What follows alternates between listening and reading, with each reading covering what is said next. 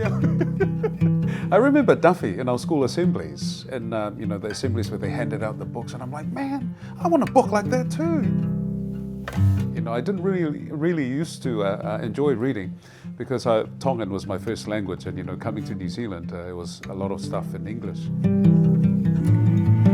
Aotearoa College, yeah. So I've done a full circle, so imagine me in my school uniform as a teenager coming here. From reading a book as a youngster to now reading professionally, and now I do it for a living. That's awesome.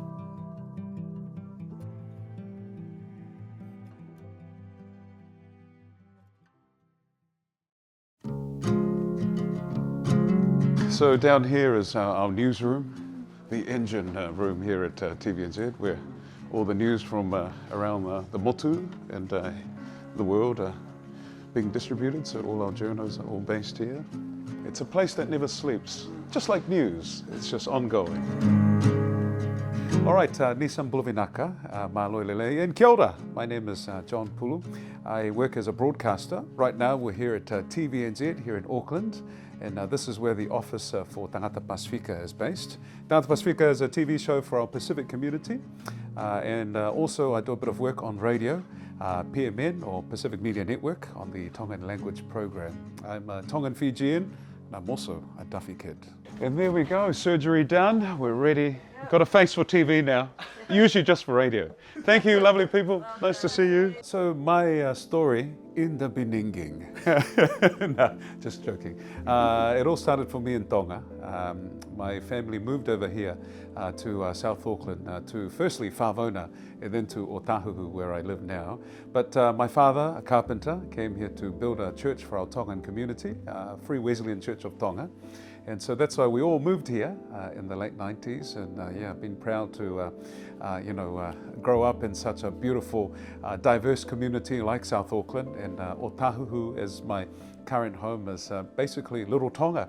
So I really haven't left the islands, and I love it because surrounded by culture and my family. So two things that are very dear to my heart. So here before we had the breakfast set, and everything's on the wheels, and then they just wheel it out, and then they bring us in. And so it's just one big TV screen. You know what, it's really going to show my age, because I'm still quite young, of course, 6, 7. I remember Duffy in our school assemblies, and the assemblies where they handed out the books, and I'm like, man, I want a book like that too. I want to be one of the recipients to get a cool book to read at home. And so that's my earliest memory of being a Duffy, and obviously later I was able to be part of that, and I thought, man, this is such a cool way of, it was a reward for us, to work hard, and then we were able to get a little gift, which was a book.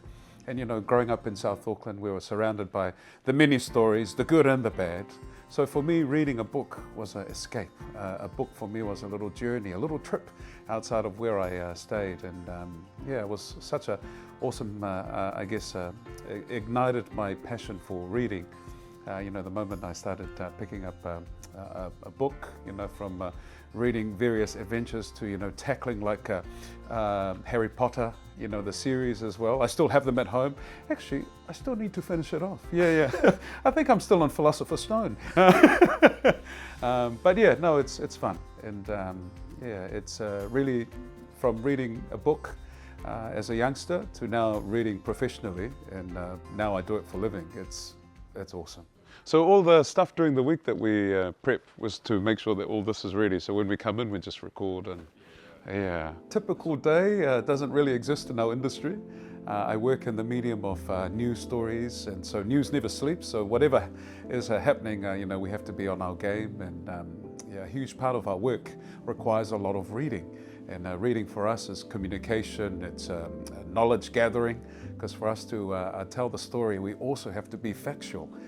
But typical day, I come in, meet with the team, speak to the producer, our news editor, and then early on in the week, I get assigned a story, or I pitch a story.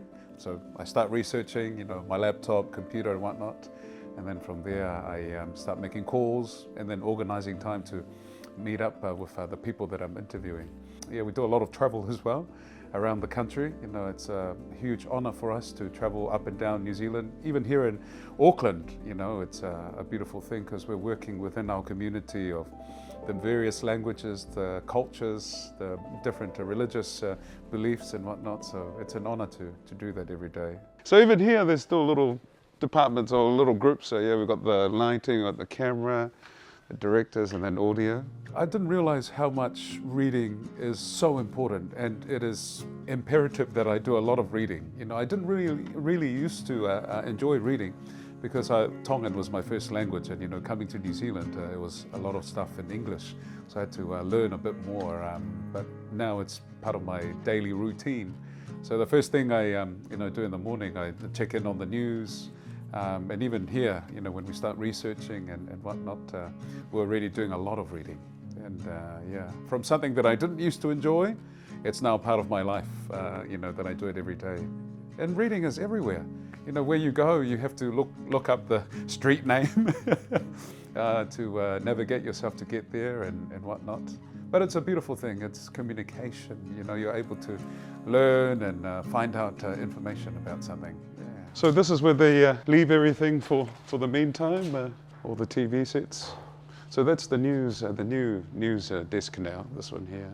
So yeah, they're all stored and everything's on the wheel, so they just open up the big door, push it in and out. Reading for me wasn't always my favorite thing to do as a youngster. You know, I grew up in a very Tongan household, and you know, a lot of the reading materials that was available was all in English. So I was like, oh man, I'll have to do a bit more reading to understand the story. But it was you know, something that I found that I had to do in order for me to get to the career that I'm doing right now. The series that I followed, you know, with a lot of interest was the Harry Potter series, and was given to me by my older sister. And so I still have them at home, just to remind me where I started, you know, and his journey, you know, Harry, because you know how we're basically boys, me and Harry.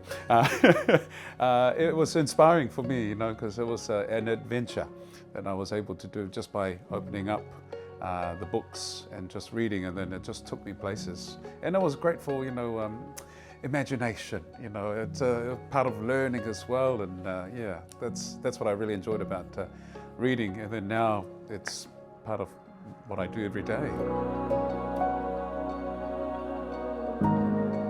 I read because it empowers me, empowering me with information and also history. I love it. You know, when you read about something that's happened in the past, it can also tell us where we're going in the future.